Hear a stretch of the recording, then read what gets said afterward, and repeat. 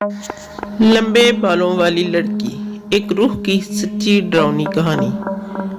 اس نے پردہ ہٹا کر کھڑکی سے باہر جھانکا۔ سامنے نظر آنے والے منظر کو دیکھتے ہی اسے جھرجھری سی آ گئی۔ چاند کی ہلکی سی روشنی میں رہائشی علاقے میں موجود ایک پلاٹ پر قائم وہ چھوٹا سا قبرستان بہت عجیب لگ رہا تھا۔ رومیسا نے گھبرا کر کھڑکی کا پردہ چھوڑ دیا۔ ویسے بھی آج نوید کی نائٹ ڈیوٹی تھی۔ ایسے میں گھر کی تنہائی اور کچھ دیر پہلے دیکھا گیا منظر اس کی گھبراہٹ میں مزید اضافہ کر گیا۔ اس نے گھڑی پہ ٹائم دیکھا۔ ابھی صرف 12 بجے تھے۔ آج مالا واک کرنے اوپر نہ آئی تھی، ورنہ اس کا وقت اچھا گزر جاتا۔ ویسے بھی جب سے سرد موسم کی اندھیری راتیں شروع ہوئی تھی، مالا اوپر کم ہی آتی تھی، کیونکہ اسے سردیاں کچھ خاص پسند نہیں تھی، جبکہ رومیسا تو اس سرد موسم کی دیوانی تھی۔ تھوڑی دیر بستر پر بیٹھ کر اس کا خوف قدرے کم ہوا۔ اس نے کمرے سے نکل کر باہر جھانکا تو اماں ہاجرہ اپنے کمرے میں سونے جا چکی تھی۔ رومیسا نے کافی مل کر نکالا، لاؤنج میں رکھا ٹی وی چلایا۔ ٹی وی کی آواز سے گھر میں پھیلی خاموشی تو ختم ہو گئی۔ وہ نہایت اطمینان کے ساتھ کافی بنا کر ٹی وی کے سامنے آ بیٹھی، جہاں کوئی ٹاک شو چل رہا تھا۔ ٹی وی دیکھتے دیکھتے اسے ٹائم کا پتہ نہیں چلا اور وہ وہیں صوفے پہ سو گئی۔ رومیسا کی 6 ماہ قبل شادی ہوئی تھی اور وہ رخصت ہو کر نوید عالم کے ساتھ اس فلیٹ میں رہ رہی تھی، کیونکہ اس کی ساس اپنے بڑے بیٹے کے پاس لندن میں رہتی تھی، جبکہ نوید محکمہ گورنمنٹ کا ایک اعلیٰ سرکاری آفیسر تھا، جس کے باعث وہ اپنی نوکری چھوڑ کر لندن جانے پر آمادہ نہ ہوا۔ یہی سبب تھا کہ وہ اپنا آبائی گھر کرائے پر دے کر خود یہاں شہر کے ایک مہنگے علاقے میں فلیٹ میں رہ رہے تھے، جہاں رومیسا کو اور تو کوئی مسئلہ نہ تھا سوائے اس خالی پلاٹ کے جو اس کے بیڈ روم کی کھڑکی کے عین سامنے تھا۔ اس پلاٹ کے چاروں طرف باؤنڈری وال تھی، اس کے علاوہ ایک بڑا سا گیٹ بھی تھا۔ اس پلاٹ کے اندر چھوٹی چھوٹی قبریں تھیں۔ اماں ہاجرہ کا کہنا ہے کہ یہ ہندوؤں کا قدیمی قبرستان ہے۔ چونکہ یہ علاقہ پہلے آباد نہ تھا، لہذا قبرستان بنا دیا گیا، مگر وقت اور ضرورت کے ساتھ ساتھ بڑھتی ہوئی آبادی کی وجہ سے قبرستان کے آس پاس کئی منزلہ بلڈنگیں بن گئی تھیں، مگر اس پلاٹ پر موجود وہ قبرستان آج بھی اپنی جگہ موجود تھا۔ یہ قبرستان کم از کم رومیسا کو ضرور پریشان کر رہا تھا۔ جب اماں ہاجرہ اور نوید کو اس سے کوئی مسئلہ نہ تھا اور نہ ہی کبھی کسی اور بلڈنگ والے نے کوئی شکایت کی تھی، اس لیے رومیسا بیچاری بھی خاموش تھی، کیونکہ اسے لگتا تھا کہ شاید یہ پریشانی اس کی اپنی خود ساختہ ہے، ورنہ دوسرے لوگوں کو تو کوئی پرابلم نہ تھی کہ رہائشی علاقے میں یہ قبرستان ہے۔ شکر ہے تم آ گئی، ورنہ میں تو چھت پر اکیلے واک کر کر کے بور ہو چکی تھی۔ سیڑھیوں سے اوپر آنے والا سایہ مالا کا تھا۔ رومیسا اسے دیکھتے ہی کھل گئی۔ رومیسا نے دیکھا کہ اس کی سفید رنگت میں پلاہٹ نمایاں ہو رہی ہے۔ وہ اپنے چہرے سے بیمار اور تھکی تھکی نظر آ رہی تھی۔ رومیسا نے پوچھا، طبیعت کیسی ہے تمہاری؟ بہتر ہے، مالا کا جواب ہمیشہ اتنا ہی مختصر ہوتا، پھر بھی اس کا ساتھ رومیسا کو اچھا لگتا۔ وہ کافی گمسم سی لڑکی تھی جو شاید فرسٹ فلور کے کسی اپارٹمنٹ میں رہتی تھی۔ یہاں شفٹ ہونے کے پہلے دن رومیسا اوپر واک کرنے آئی تو وہاں مالا پہلے ہی موجود تھی۔ دبلی پتلی سی یہ لڑکی رومیسا کو دوستی کے لیے اچھی لگی، مگر ان دونوں کی دوستی صرف چھت تک ہی محدود رہی۔ نہ کبھی مالا نے اسے اپنے گھر آنے کی دعوت دی اور نہ کبھی رومیسا اپنے ساتھ نیچے لے کر آئی۔ وجہ شاید ٹائم تھا جو اوپر واک کے دوران اتنا زیادہ ہو جاتا کہ رومیسا کو اپنے گھر لے جانا اچھا نہ لگا۔ مونگ پھلی کھاؤ گی؟ واک کے دوران رومیسا اپنے ہاتھ میں پکڑا گرم مونگ پھلی کا لفافہ اس کی جانب بڑھاتے ہوئے بولی، سوری میں مونگ پھلی نہیں کھاتی۔ عجیب لڑکی ہو تم یار، کبھی بھی کچھ نہیں کھاتی، نہ مونگ پھلی، نہ ریوڑی، نہ ہی کوئی ڈرائی فروٹ، یہاں تک کہ بنے ہوئے چنے بھی نہیں کھاتی۔ رمیسا جب بھی اسے کوئی چیز دیتی وہ ہمیشہ انکار کر دیا کرتی۔ رمیسا کو احساس ہوا کہ مالا شاید ہندو ہے، اس لیے کسی مسلمان کے ہاتھ کا کھانا پسند نہیں کرتی۔ اس نے اتنے ماہ میں آج تک مالا سے کبھی اس کے مذہب کے متعلق پوچھا ہی نہ تھا، کیونکہ اسے اچھا نہ لگتا تھا۔ حالانکہ کئی بار اس کا دل چاہا کہ وہ اس سے اس قبرستان کے بارے میں پوچھے جو اس کے گھر کے قریب ہی تھا، پھر یہ سوچ کر کہ کہیں اسے کوئی بات بری نہ لگ جائے وہ خاموش ہو جاتی۔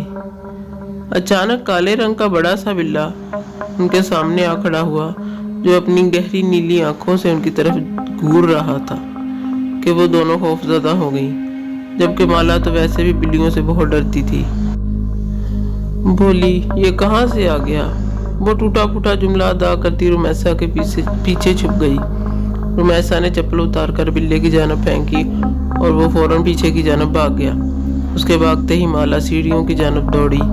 رمیسا نے پیچھے جا کر اسے روکنے کی کوشش کی، مگر وہ سیڑھیاں اترتے ہی ایسے غائب ہوئی کہ رمیسا کو اندھیرے میں نظر ہی نہ آئی۔ جانے کیوں آج رمیسا کا دل چاہا کہ وہ مالا سے اس کی ذاتی زندگی کے متعلق کوئی سوال کرے۔ شاید لاشعوری طور پر اس کے اندر یہ خواہش جاگ رہی تھی کہ وہ جانے کہ مالا ہے کون۔ 4 ماہ سے ان کی ملاقات تقریباً روز ہی چھت پر ہو رہی تھی، مگر وہ یہ نہ جانتی تھی کہ مالا اس بلڈنگ کے کون سے فلور پر رہتی ہے، وہ کیا کرتی ہے، شادی شدہ ہے بھی یا نہیں۔ یہ سوچ کر اس نے آج اپنی گفتگو کا آغاز مالا کی ذاتی زندگی کے بارے میں سوال پوچھنے سے کیا۔ ہمارے گھر میں اور کون کون ہوتا ہے؟ مطلب؟ چلتے چلتے رک کر مالا نے حیرت سے کچھ اس طرح رمیسا کو دیکھا کہ وہ بھی ڈر گئی۔ مطلب ہے کہ تم اکیلی رہتی ہو؟ تم شادی شدہ ہو بھی یا نہیں؟ اس کے سارے جملے کا ایک لفظ میں جواب دے کر وہ اس طرح آگے بڑھی کہ اس سے کچھ مزید پوچھنے کی خواہش رمیسا کے اندر ہی دم توڑ گئی۔ وہ بولی، میں فرسٹ فلور کے فلیٹ نمبر 103 میں رہتی ہوں۔ رمیسا کے خاموش ہوتے ہی شاید مالا کو اپنی غلطی کا احساس ہو گیا، اس لیے وہ پلٹ کر اس کی جانب آتے ہوئے بولنے ہی لگی تھی کہ اسی ٹائم آسمان سے زور سے بجلی چمکی، ساتھ ہی بادل کے گڑگڑانے کی آواز جیسے ہی مالا نے سنی وہ بچوں کی طرح گھبرا گئی۔ رمیسا نے دیکھا خوف سے اس کی رنگت زرد پڑ گئی تھی۔ وہ بولی، مجھے بارش بالکل اچھی نہیں لگتی، بہت ڈر لگتا ہے مجھے بارش سے۔ بارش میں بھیگنے سے ایسے محسوس ہوتا ہے جیسے میرا سارا جسم جل رہا ہے۔ پانی کی بوندیں مجھے آگ کی طرح محسوس ہوتی ہیں۔ آپ کو پتہ ہے آگ میں جلنا کتنا ہولناک ہوتا ہے؟ اس کا تصور ہی میرے سارے جسم میں کپ کپی طاری کر دیتا ہے۔ آج پہلی بار رمیسا نے اس کو اتنا بولتے سنا، مگر وہ کیا کہہ رہی تھی رمیسا بالکل سمجھ نہ پائی۔ اس کی زبان سے نکلنے والے بے ربط جملے، کبھی کبھی تو رمیسا کو ایسا محسوس ہوتا جیسے وہ پاگل ہے۔ جیتے جی بھی خود کو آگ میں جلتے دیکھنا، خوبصورت جسم کا آگ کے شعلوں کی نظر ہو جانا، یہ سب کیسے سوال تھے؟ اسی پل بادل ایک بار پھر سے گرجے۔ مالا اس کا جواب سنے بغیر سیڑھیوں کی جانب بھاگ گئی، جبکہ پیچھے کھڑی رمیسا میں اتنی ہمت نہ ہوئی کہ اسے آواز دے کر روک لے۔ 1 ہفتے سے زیادہ ہو گیا تھا مالا چھت پہ نہ آئی، ویسے بھی پچھلے ہفتے سے بارشیں ہو رہی تھی۔ وہ اور بہت ساری چیزوں کی طرح بارش سے بھی ڈرتی تھی، اس لیے وہ اوپر ہی نہ آئی، مگر اب 2-3 دن سے تو بارش بالکل رک گئی تھی، پھر بھی وہ اوپر نہ آئی۔ شام کو نوید کے ساتھ باہر جاتے ہوئے میں نے بے اختیار فلیٹ نمبر 103 کو دیکھا تو وہاں رک گئی، جہاں بڑا سا تالا لگا ہوا تھا۔ اس کا مطلب ہے کہ وہ کہیں گئی ہوئی ہے، یہ سوچ کر میں آگے بڑھ گئی۔ پھر گاڑی میں بیٹھتے ہوئے میں نے نوید سے سوال کیا کہ وہ لڑکی ہندو ہے، کیونکہ نام سے تو ایسا ہی لگ رہا ہے۔ پتہ نہیں، میں نے کبھی پوچھا نہیں، مگر شاید وہ فلیٹ نمبر 103 میں رہتی ہے۔ وہ کافی دنوں سے اوپر نہیں آئی۔ Flat number 103؟ نوید نے حیرت سے دہرایا۔ تمہیں شاید غلط فہمی ہوئی ہے، کیونکہ وہاں تو کوئی بھی نہیں رہتا۔ وہ فلیٹ ایک لمبے عرصے سے خالی پڑا ہے۔ اچھا، ہو سکتا ہے کہ مجھے سننے میں غلطی ہوئی ہو۔ نوید وہاں پچھلے 1 سال سے رہ رہے تھے، اس لیے وہ رمیسا کے مقابلے میں بہتر جانتا تھا کہ آس پڑوس میں کون کون رہتا ہے۔ اور پھر گھر واپس آتے ہی وہ اماں ہاجرہ سے مالا کے متعلق پوچھنے بیٹھ گئی۔ پتہ نہیں بیٹا، میں تو گھر سے صرف سودا لینے ہی نکلتی ہوں، اور آس پڑوس میں میری کسی سے ایسی دوستی بھی نہیں جو میں کسی کے بارے میں کچھ جان سکوں۔ ان کا جواب بالکل درست تھا، وہ تو سارا دن گھر میں ہی رہتی تھی۔ رمیسا کی سمجھ میں نہ آیا کہ وہ مالا کے متعلق کس سے پوچھے۔ پھر سوچا ہو سکتا ہے کہ 1-2 دن تک وہ خود ہی اوپر آ جائے، مگر ایسا بھی نہ ہوا۔ یہ سوچ کر وہ ایک دن اماں ہاجرہ کو لے کر نیچے فرسٹ فلور پہ چلی گئی، جہاں آمنے سامنے کئی فلیٹ بنے ہوئے تھے۔ یہاں ہر فلور پر 10 فلیٹ تھے۔ فرسٹ فلور کے 103 نمبر فلیٹ کے علاوہ تقریباً سب میں ہی لوگ آباد تھے۔ اس کی سمجھ میں نہ آیا کہ وہ کس کا دروازہ بجائے اور کس سے سوال پوچھے۔ کچھ دیر وہ کھڑی سوچتی رہی، پھر نیچے اتر کر مین گیٹ کی جانب آ گئی، جہاں موجود سیکورٹی گارڈ اسے اچھی طرح پہچانتا تھا۔ جیسے ہی رمیسا اس کے پاس جا کر کھڑی ہوئی، وہ جلدی سے اٹھا اور بولا، السلام علیکم باجی، خیریت ہے؟ بولی، دراصل مجھے ایک لڑکی کے بارے میں جاننا ہے۔ لڑکی کے بارے میں؟ عبدل نے حیرت سے اسے دیکھا اور پھر اماں ہاجرہ کو۔ ہاں عبدل بھائی، فرسٹ فلور پہ ایک دبلی پتلی سی لڑکی رہتی ہے جو روزانہ چھت پر واک کرنے جاتی ہے، مگر وہ کافی دنوں سے نہیں جا رہی۔ عبدل نے پوچھا، کیا آپ اس کا نام جانتی ہیں؟ ہاں، اس کا نام مالا ہے، گوری سی ہے اور بہت لمبے بال ہیں اس کے۔ بہت لمبے بالوں والی لڑکی تو میں نے یہاں کبھی نہیں دیکھی۔ ہاں، فیصل صاحب کی بیٹی ہے، فلیٹ نمبر 107 میں رہتی ہے۔ نام تو مجھے اس کا پتہ نہیں، لیکن بال لمبے ہیں اس کے۔ ایک دفعہ ایسے ہی میری نظر پڑ گئی تھی۔ آپ وہاں جا کر پوچھ لیں، شاید آپ کی مشکل حل ہو جائے۔ عبدل کی بات سنتے ہی میں وہاں رکی نہیں، بلکہ تیز تیز چلتی فرسٹ فلور کے فلیٹ نمبر 103 کے سامنے آ کھڑی ہوئی، اور بنا سوچے سمجھے بیل پر ہاتھ رکھ دیا۔ کون؟ دوسری طرف سے دروازہ کھول کر باہر آنے والی ایک 40 سے 45 سالہ عورت تھی، جو رمیسا کو اپنے سامنے دیکھ کر تھوڑا حیران بھی ہوئی۔ السلام علیکم جی، میں مسز نوید ہوں، اسی بلڈنگ کے 3rd فلور پر میری رہائش ہے۔ مجھے دراصل مالا سے ملنا ہے۔ تیز تیز بولتے ہوئے اس نے جلدی سے اپنا مدعا بیان کیا۔ اسے ایسا محسوس ہو رہا تھا جیسے اگلے ہی لمحے اس کی خواہش کے عین مطابق مالا اس کے سامنے آ جائے گی۔ عورت بولی، کون مالا؟ اب رمیسا کی سمجھ میں نہ آیا کہ وہ کیا کہے۔ ایک 16-17 سالہ لڑکی اس عورت کے قریب آ کھڑی ہوئی۔ رمیسا نے دیکھا کہ اس کے لمبے سیاہ بال کمر سے نیچے تک ہیں، مگر ظاہر ہے وہ مالا نہیں تھی۔ مایوسی کے ساتھ شرمندگی بھی ہو رہی تھی۔ سوری، دراصل مجھے لگا شاید مالا اسی فلیٹ میں رہتی۔ نہیں، اس فلیٹ میں تو نہیں، یہاں تو میں اور میری اکلوٹی بیٹی رہتے ہیں، جبکہ میرا خیال ہے کہ ہمارے فلور پر مالا نامی کوئی لڑکی رہتی ہی نہیں ہے۔ دراصل مجھے اس نے اپنے فلیٹ کا نمبر 103 بتایا تھا، تو انہوں نے بولا 103، وہ تو پچھلے کئی سالوں سے خالی پڑا ہے۔ بہت سال پہلے یہاں ایک فیملی آباد تھی، پھر ان کے ساتھ ایک حادثہ پیش آ گیا، اور پھر وہ لوگ یہ گھر چھوڑ کر چلے گئے۔ دوبارہ یہاں پھر کوئی آباد نہیں ہوا۔ دروازے پر کھڑے کھڑے اس خاتون نے رمیسا کو تفصیل بتانا شروع کر دی۔ نہ چاہتے ہوئے بھی رمیسا نے اس حادثے کے بارے میں سورا سے پوچھا۔ وہ خاتون بولی، سنا ہے ان کی ایک جوان بیٹی تھی، وہ اچانک کہیں غائب ہو گئی تھی، بہت تلاش کیا مگر وہ نہ ملی۔ شاید بدنامی سے بچنے کے لیے اس کے ماں باپ یہ گھر چھوڑ گئے ہوں۔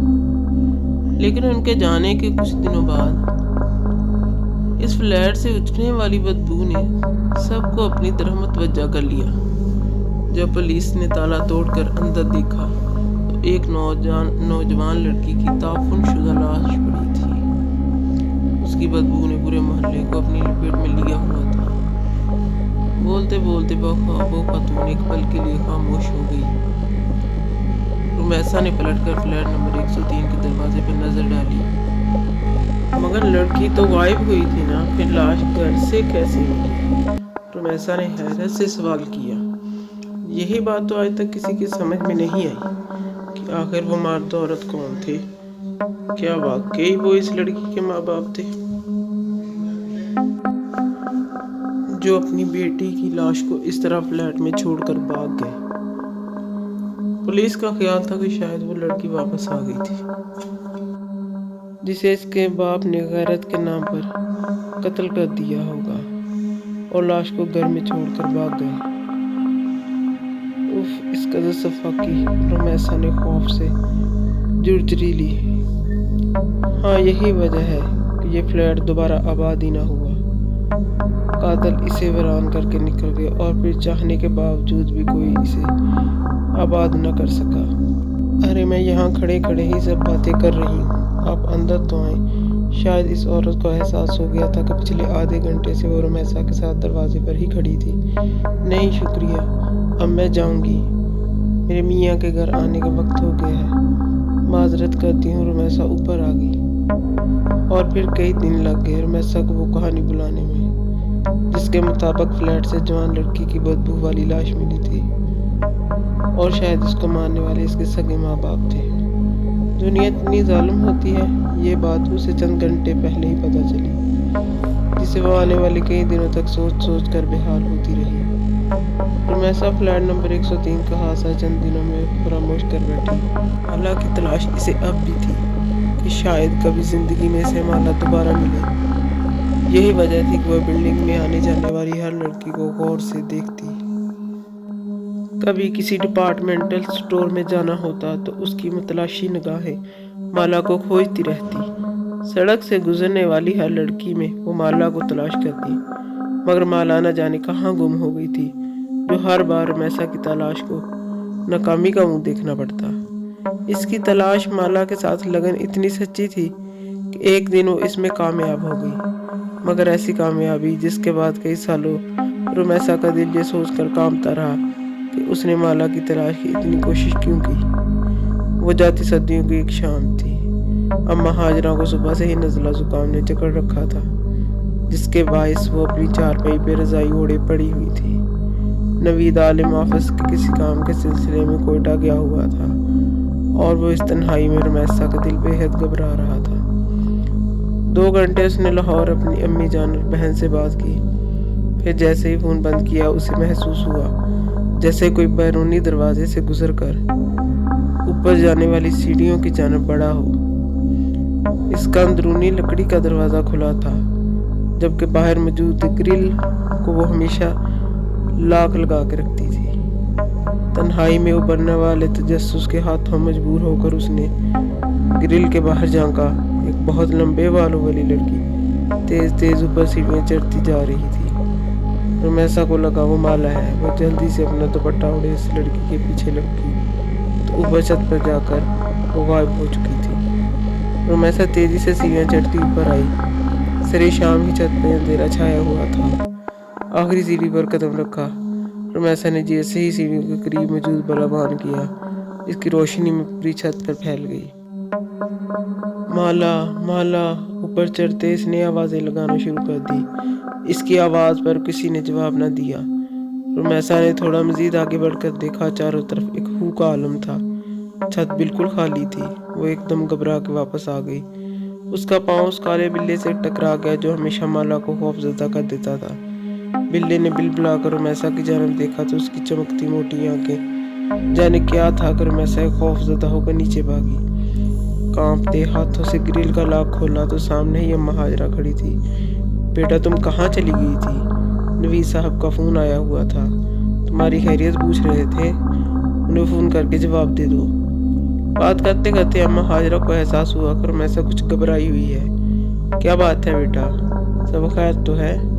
जवाब में रुमैसा ने कुछ देर कबल वाला सारा वाक़या सुना दिया, जिसे सुनते ही अम्मा हाजरा ने उसकी तरफ देखते हुए कहा, मेरी बात मानो तो बेटा इस लड़की को भूल जाओ, क्योंकि मुझे ऐसा महसूस हो रहा है जैसे तुमने उसे अपने हवासों पे पूरी तरह सवार कर लिया है और वो तुम्हारे ख्यालों से निकलकर एक शक्ल में ढल गई है जो तुम्हें हर वक्त यहाँ वहाँ दिखाई देती है। मेरे ख्याल में अम्मा आप सही कह रही हैं, रुमैसा ने एक गहरा सांस लेते हुए कहा। मुझे शायद वहम हुआ था कि कोई ऊपर गया है, बिला वजह ही मैं ऊपर की तरफ भागी। शायद दिमाग खराब हो गया है मेरा, और रात के खाने तक वो शाम का वाक़या भूल चुकी थी। खाना खाकर उसने नवीद से फ़ोन पे बात की, फिर काफ़ी बनाकर टीवी के सामने आ बैठी। जब इसी पल बाहर हल्की हल्की बारिश शुरू हो गई। रुमैसा काफ़ी का कप लेकर अपने कमरे में मौजूद खिड़की के सामने आ गई। अभी उसने पर्दा हटाकर बाहर देखा ही था कि इसे महसूस हुआ कि कब्रिस्तान के बीचों बीच कोई खड़ा है। वो जल्दी से खिड़की की आड़ में हो गई। शायद चोर या डाकू था, या फिर कोई गरीब कचरा चुनने वाला बच्चा जो शायद बारिश से पनाह लेने के लिए रात के इस पल कब्रिस्तान में दाखिल हुआ है। ऐसे ही वक्त गुजारी के तौर पर रुमैसा इसे देख रही थी जब वो साया आस्ता आस्ता चलता हुआ कब्रिस्तान से बाहर निकल आया। रुमैसा ने देखा वो एक लड़की थी जो धीरे धीरे चलती रोड पे लगे बल्ब के नीचे आकर खड़ी हो गई। लंबे स्याह बाल पुश्त पर फैले हुए थे। वो यकीनन माला थी, जो कि रुमैसा का वहम हरगिज़ न थी। उसने जल्दी से खिड़की खोलकर नीचे झांका ताकि माला को आवाज़ दे, लेकिन इसकी आवाज़ देने से कबल ही माला ने बिजली के खंभे के पास खड़े होकर ऊपर देखा। इतनी दूर से भी रुमैसा को लगा कि माला उसको देखकर मुस्कुरा रही है। माला की मुस्कुराहट में न जाने ऐसा क्या था कि रुमैसा खौफज़दा हो गई और पीछे हट गई। जबकि उसी पर माला पलटी और सुस्त कदमी से चलती हुई कब्रिस्तान के अंदर दाखिल हो गई। रुमैसा ने आंखें फाड़कर चारों तरफ देखा, लेकिन उसे कब्रिस्तान बिल्कुल खाली नजर आया। उफ, मेरे खुदा, खौफ की जुर्जरी ने उसे अपनी लपेट में ले लिया। वो खड़े खड़े ज़मीन पे गिर गई। ज़मीन पे गिरते वक्त माला के अल्फाज उसके कानों में गूंज रहे थे। बारिश की बूंदें मेरे जिस्म पे आग की तरह बरसती हैं। तुमने कभी किसी को जलते हुए देखा है? जलने की तकलीफ और इसके साथ रुमैसा भी होश हो गई।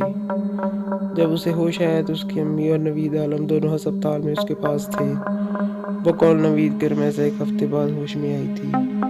वो क्यों बेहोश हुई ये चाहकर भी वो किसी को न बता सकी। की हालत के पेश नज़र बगैर कुछ कहे उन्होंने वहाँ से अपना घर बदल लिया, और रुमैसा भी जान चुकी थी कि माला कौन है।